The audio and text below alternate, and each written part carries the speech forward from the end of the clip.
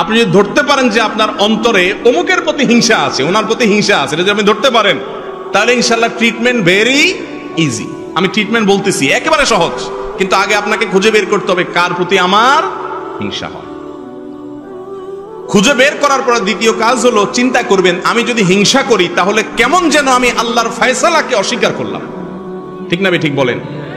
আল্লাহ তাআলা পাশের বাসার আমার প্রতিবেশীর ছেলেকে মেয়েকে ভালো রেজাল্ট দিয়েছেন, এই দানটা তো আল্লাহর, তো আমার আল্লাহ দিয়েছেন, আমার যদি কষ্ট লাগে তার মানে আল্লাহর বন্টনটাকে আমি মানলাম না। ডেঞ্জারাস ব্যাপার, কুফরি। এটা মানুষকে আস্তে আস্তে ওই ইবলিসকে যেরকম কাফের বানিয়ে দিয়েছে, আস্তে আস্তে মানুষকে কুফরি পর্যন্ত নিয়ে যায়।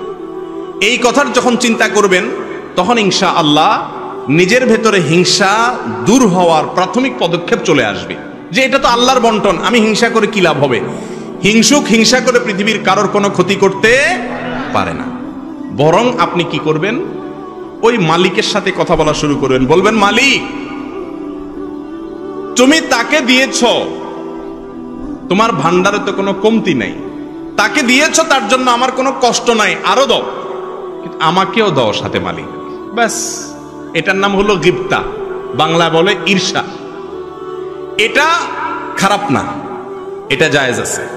কারোর ভালো দেখছেন, দেখার পরে বললেন যে আল্লাহ তাকে আপনি দিয়েছেন, এটা নিয়ে আমার আপত্তি নেই মালিক, আপনি সিদ্ধান্ত নিয়েছেন দেওয়ার, অতএব নিশ্চয়ই এর ভেতরে কল্যাণ আছে, আপনার ফয়সালার প্রতি আমার কোনো অভিযোগ নাই মালিক, তাকে দিয়েছেন আরো দেন, আমাকেও দেন।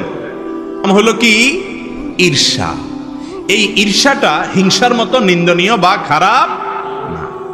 যদি আপনার মনের ভেতরে কারোর প্রতি হিংসা হয়, আল্লাহর কসম করে বলতেছি, পরীক্ষা করে দেখেন, নিজের ভেতরে অ্যাপ্লাই করে দেখেন, প্রয়োগ করে দেখেন।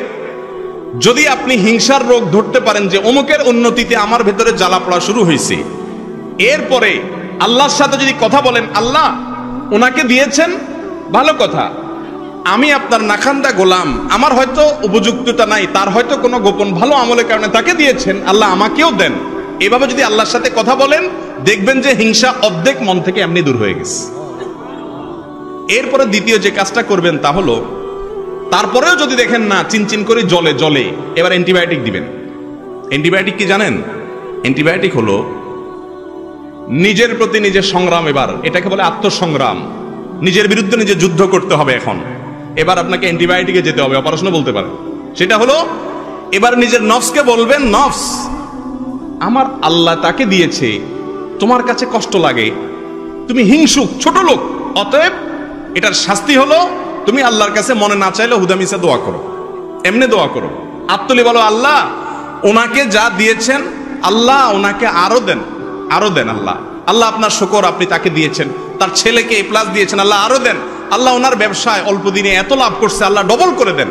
মনে চাবে না, কিন্তু মনের বিরুদ্ধে মুখে আল্লাহর কাছে কি করবেন? এটা বললে আপনার ভেতরকার যে প্রবৃত্তি, আত্মা, নফস, এই নফস রুসওয়া হবে, বেইজ্জত হবে, লাঞ্ছিত হবে, এবং ইনশাআল্লাহ হিংসা থেকে সে আস্তে আস্তে সরে আসবে।